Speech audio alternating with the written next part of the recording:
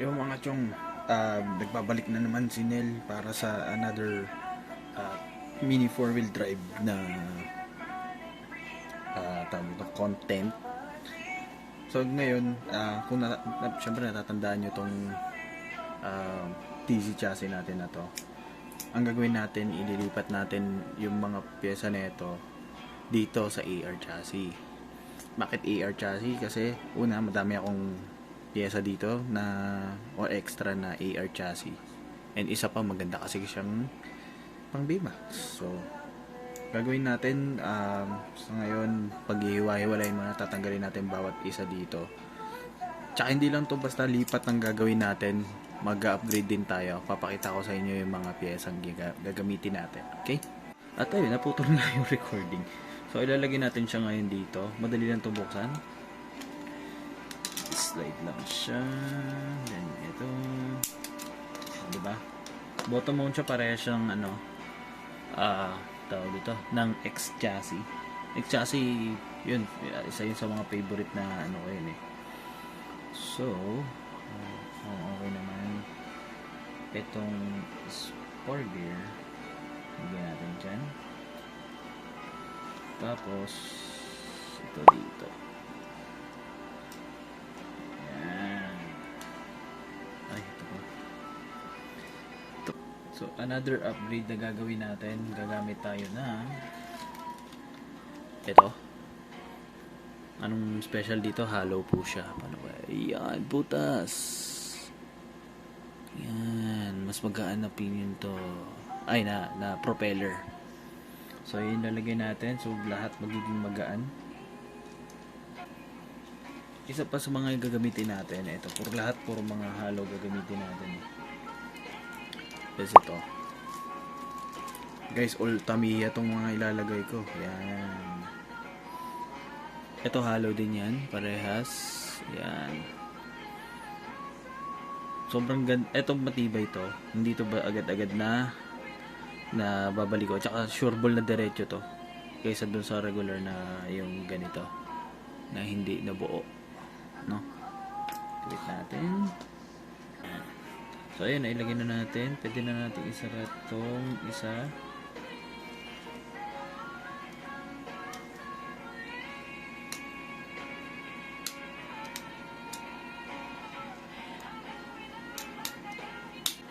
So, madali na siguro to. Pwede nyo nang i-skip to. O kaya, kakat ko na lang.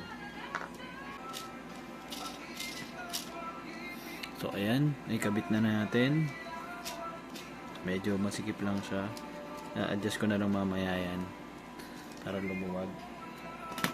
So, next natin. Lagay natin yung gear. Mamaya na siguro.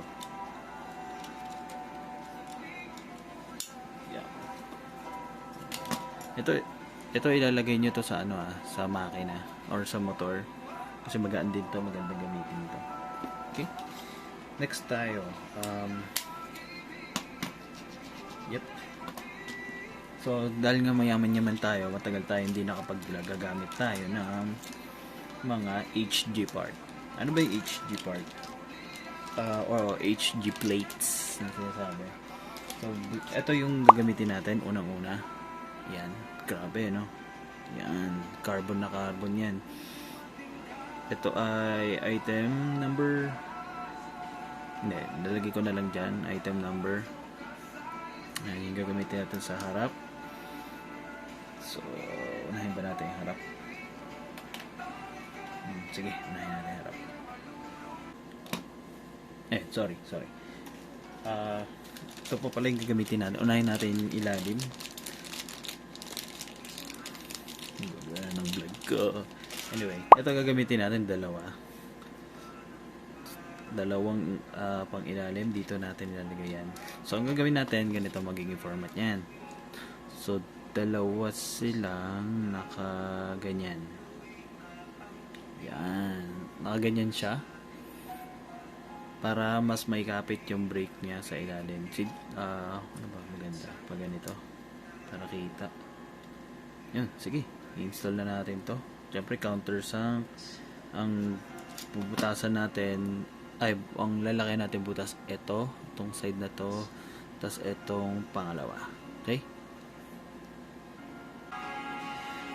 So, bali paglalagay na ito, unahin natin itong mas malapit sa harapan, basta mas malapit, tapos tsaka natin susunod to. Okay? Ayan, malinaw na malinaw.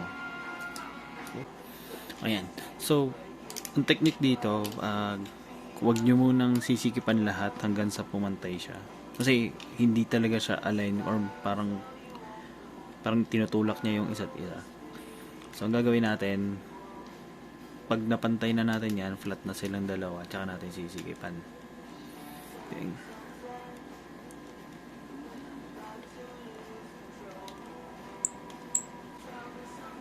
Grabe, wala sa ayos yung vlog ko.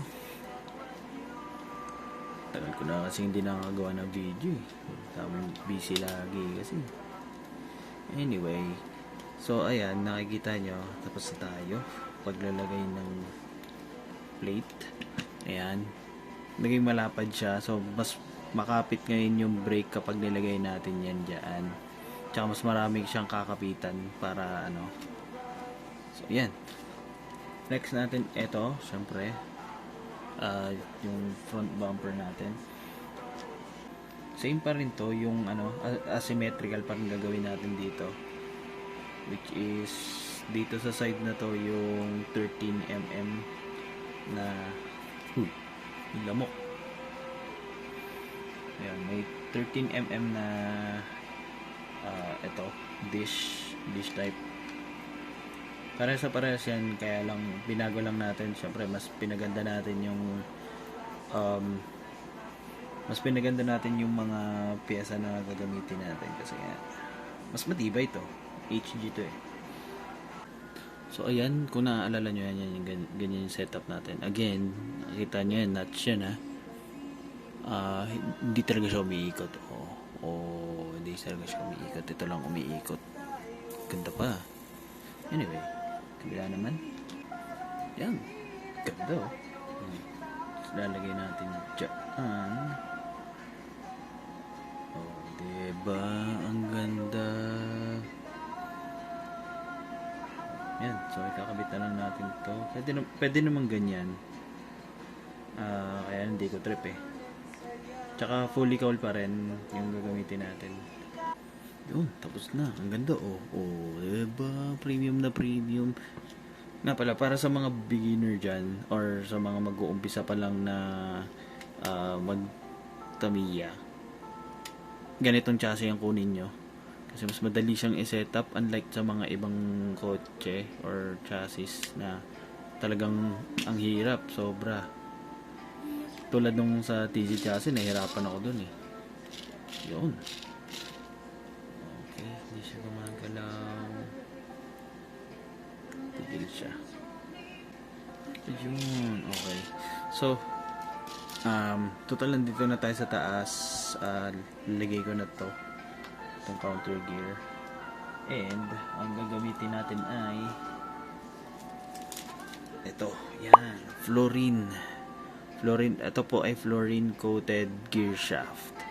Haba ng pangalan. Pero ito kasi mas madulas to kaysa sa regular na gear shaft.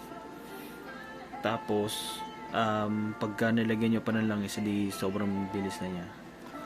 Lalagyan natin to, same gears ang gagamitin. Dali lang ilagay. Tapos na tayo.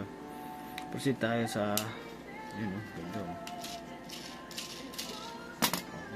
Proceed tayo sa side dampers. Again, puro HG gagamitin natin. Kumakuha.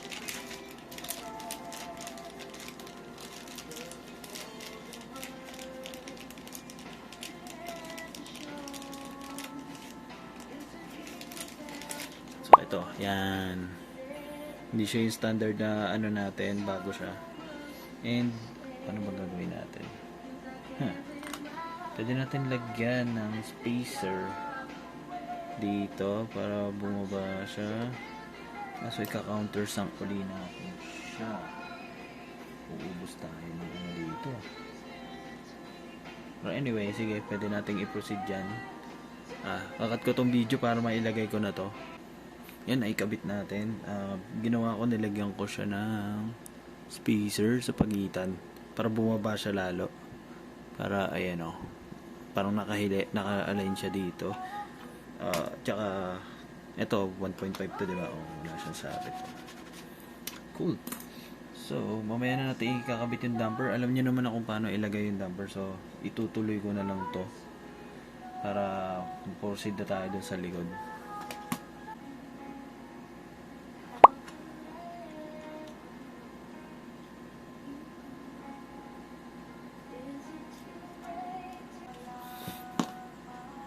Yan. So, yan. Technically, ganyan nangyari. Ngayon, ano ba gagawin natin? So, bubutasan natin itong most inner part na to. Pero ilagay naman natin itong C. Ito. Diba?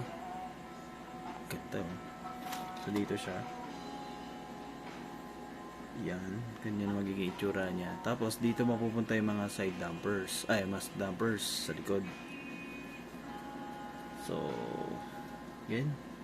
Time-lapse ulit. O, skip na lang. Skip na lang siguro.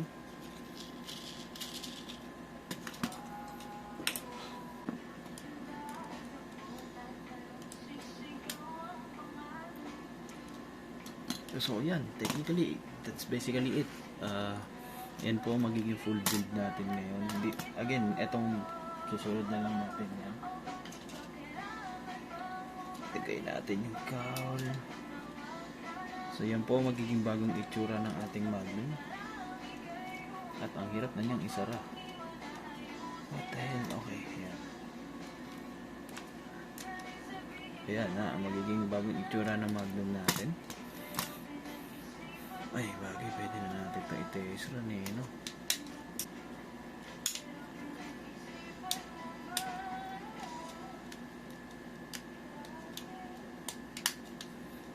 Ito, moment of truth talaga. Tahimik,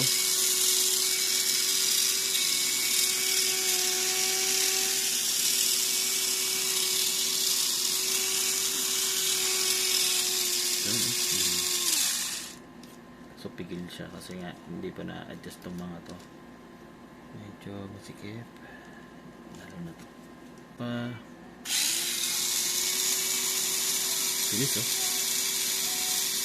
wala pang langis yan. Diba? Wala pang langis yan. So, yan. Hey guys, pahabol lang dito sa build natin ito sa Magnum. Ang ganda, diba? So, ihahapit ko lang ito. TE37 aluminum wheels. Mags pala, mags. Yan, nilalagay natin yan ngayon para mas pumogi pa to. Hindi ko na gagamitin to. Siguro sa mga ibang build na lang gagamitin. And, kalagay tayo na ito. Ayan. And mayroong item number to. So, ilalagay natin to dito kasi install natin siya. So, napapaisip dyan bakit super hard ang kinuha natin. And special to, Lil Sabi, the Brickyard Center hard tire. Mga super hard o kaya yung mga talagang matitigas na compound kasi hindi kasi sila tumatalon or tumatalbog unlike ng mga regular tires. Yan, mababa yung talbog niya kahit dito sa mat yan. AWAS embang yun tapos yung iba nga ginagamit low friction like yung kulay maroon pula, tama ba? Maroon o kaya yung pula yung ginagamit nila dun sa harapan, tapos ganito sa likod. Ako hindi na, para ito na lang, para isang compound lang na. Ilagay na natin yung pogi tanggal ko lang yung cowl kasi baka masigra. Diba? Ang pogi. Yun. So, panigurado naman sa editing ilalagay ko yung mga presyo ng mga ginamit ko. Kaya so yun, maraming salamat sa panonood. Comment lang kayo kung may mali akong sinabi. Malamang may mga mali akong sinabi kasi nga Nung nirecord ko yan, ano eh, alauna na. Kaya hindi ako pwede makapag-ingay. Ngayon, makakapag-ingay na ako kasi hapon pa lang. So, ayun, comment lang kayo about sa pagsasalita ko, sa content, may mali ba ako nasabi. Ayun, comment down below lang, mahalaga po sa akin yan, mga interaction nyo. And, abangan uli po natin yung mga susunod na content. So, yun, thank you. Bye-bye.